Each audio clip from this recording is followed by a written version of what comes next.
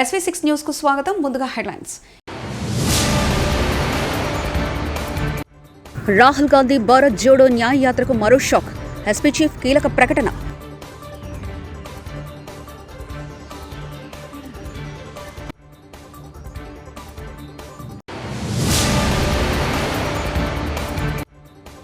Red tape నుంచి red carpet కు యోగి నాయకత్వంపై మోదీ ప్రశంసలు.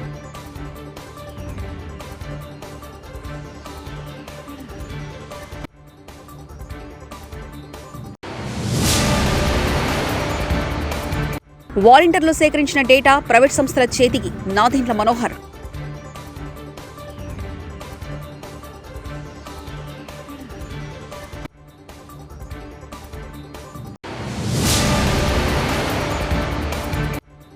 జగన్ రెడ్డి బాధితులంతా చంద్రనకు స్టార్ కంపెనర్లే. వైసీపీని మడతేస్తారు. బోండా ఉమామహేశ్వరరావు.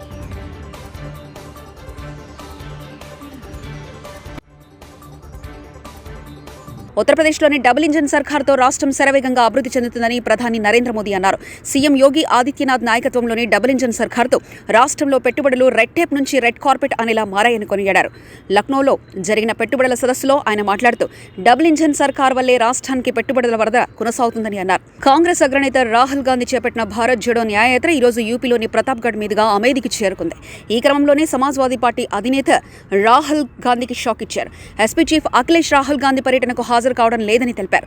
ఈ నేపథ్యంలో అమేధీ రాయ్బరేలీకి కూడా వెళ్లడం లేదని స్పష్టం చేశారు.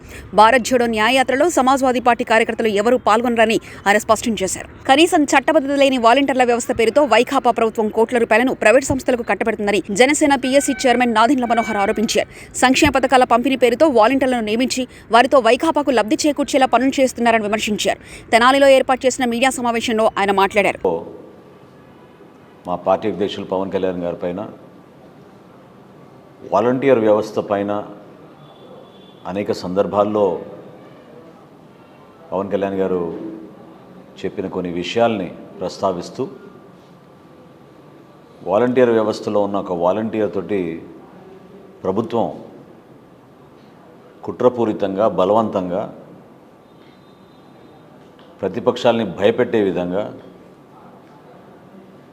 వారి ఆలోచనలో భాగంగా కేసు నమోదు చేయడం జరిగింది.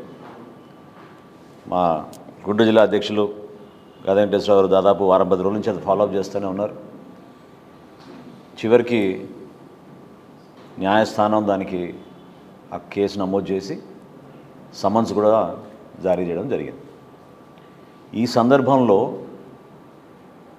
రాష్ట్ర ప్రజలకి మరొకసారి ప్రత్యేకంగా మన వాలంటీర్ వ్యవస్థలో ఉన్న మన యువతకు జనసేన పార్టీ తరఫున కొన్ని విషయాలు ప్రస్తావించాల్సిన అవసరం ఖచ్చితంగా ఉంది. జూలై 2023లో పవన్ కళ్యాణ్ గారు రాష్ట్ర ప్రభుత్వాన్ని ప్రశ్నించింది 3 అంశాలపైన. ప్రధాన అంశం ఏంటంటే ఈ వాలంటీర్ వ్యవస్థకి హెడ్ ఎవరు, అంటే ఎవరు దీన్ని సూపర్వైజ్ చేస్తారు, దీనికి ఒక డిపార్ట్మెంట్ ఉందా, దీనిలో ఎవరైనా చూస్తున్నారా, ప్రభుత్వం నుంచి ఎవరు దీనికి బాధ్యులు, ఫస్ట్ ప్రశ్న.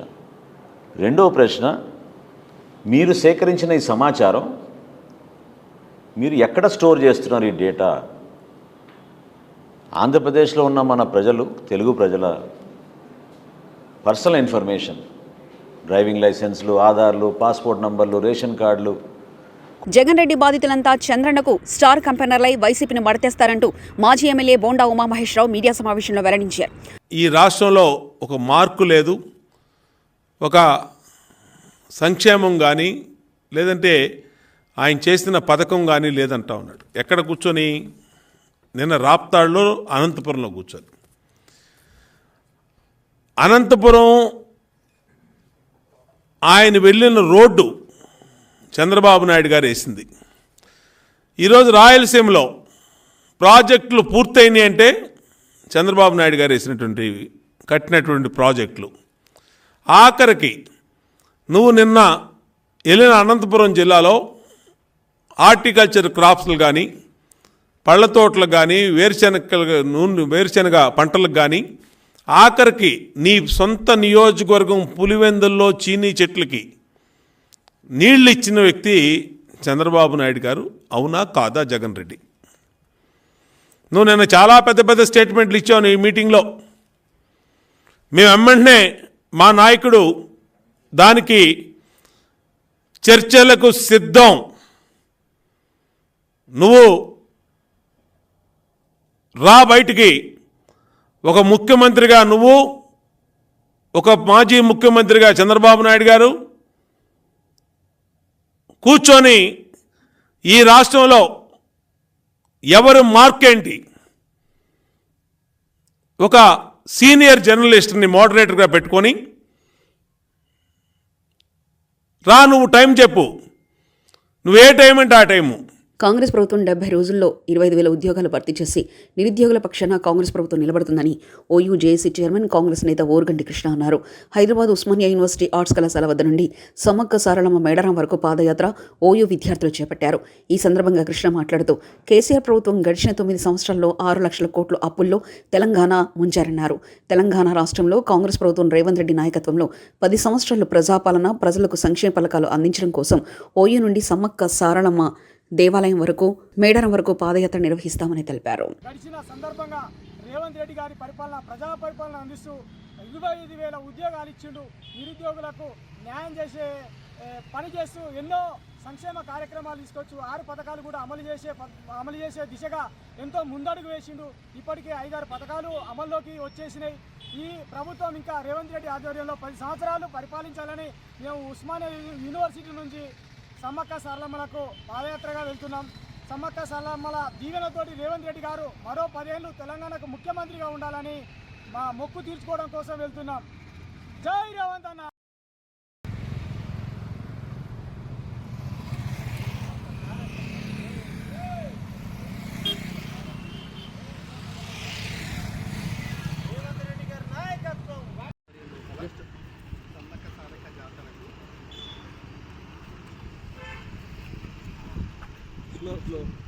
ఎందుకంటే వీడియో అనేది జై రేవంత్ అన్న. జై రేవంత్ అన్న. జై కాంగ్రెస్. జై కాంగ్రెస్. జై కాంగ్రెస్. జై కాంగ్రెస్. జై సీతక్క. జై సీతక్క. జై సీతక్క. జై సీతక్క. సోనియా గాంధీ గారి నాయకత్వం. సోనియా గాంధీ గారి నాయకత్వం. జై సోనియమ్మ. జై సోనియమ్మ. జై రాహుల్ గాంధీ. జై రాహుల్ గాంధీ.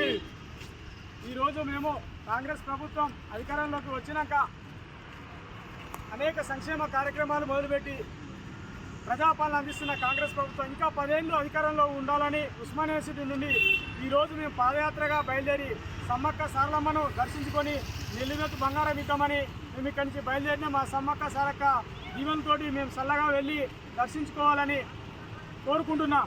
మీ అందరి ఆశీర్వాదాలు కావాలి. జై రేవంత్ అన్న. జై రేవంత్ అన్న. జై రేవంత్ అన్న. జై రేవంత్ అన్న. జై రేవంత్ అన్న. జై రేవంత్ అన్న.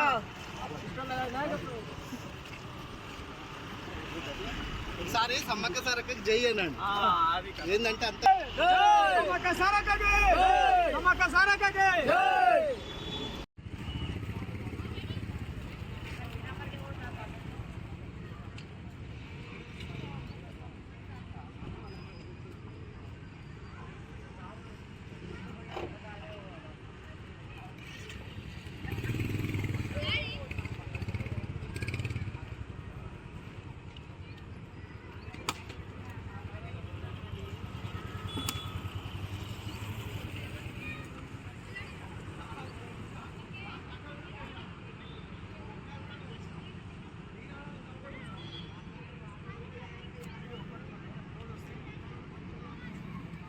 ఎర్రవరం గ్రామంలో పత్తిపాడు నియోజకవర్గ ఇన్ఛార్జ్ వరువుల సుబ్బారావు గడప గడపకు కార్యక్రమం చేపట్టారు.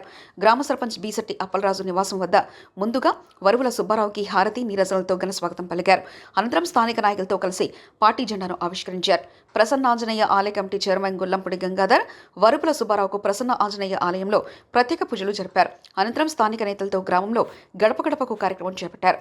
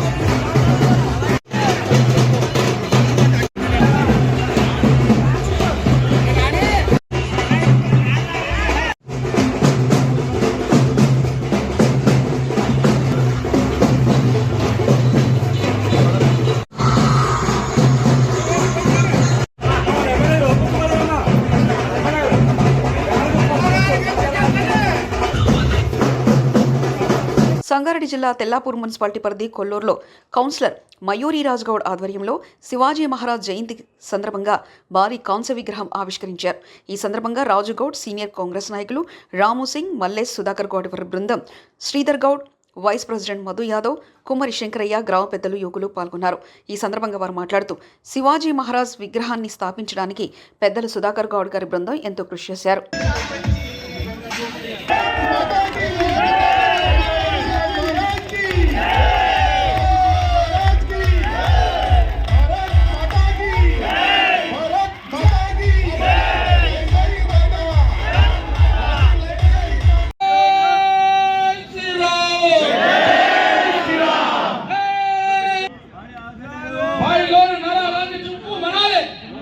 ఒక్కరి నరం జూ మనకొచ్చింది.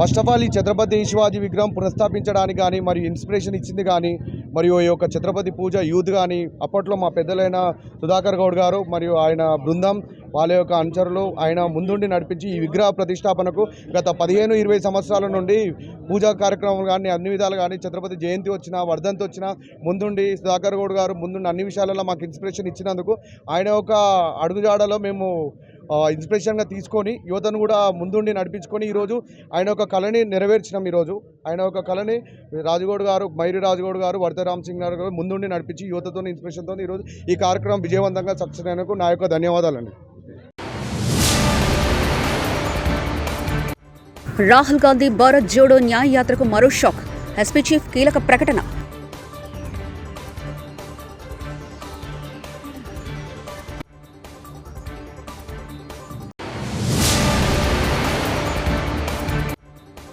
రెడ్ టేప్ నుంచి రెడ్ కార్పెట్కు యోగి నాయకత్వంపై మోదీ ప్రశంసలు.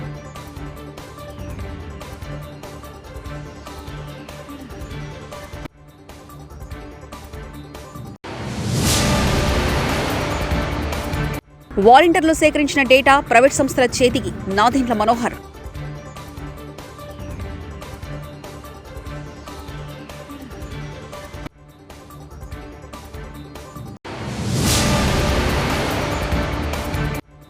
జగన్ రెడ్డి బాధితులంతా చంద్రనకు స్టార్ కంపెనర్లే. వైసీపీని మడతేస్తారు. బోండా ఉమామహేశ్వరరావు.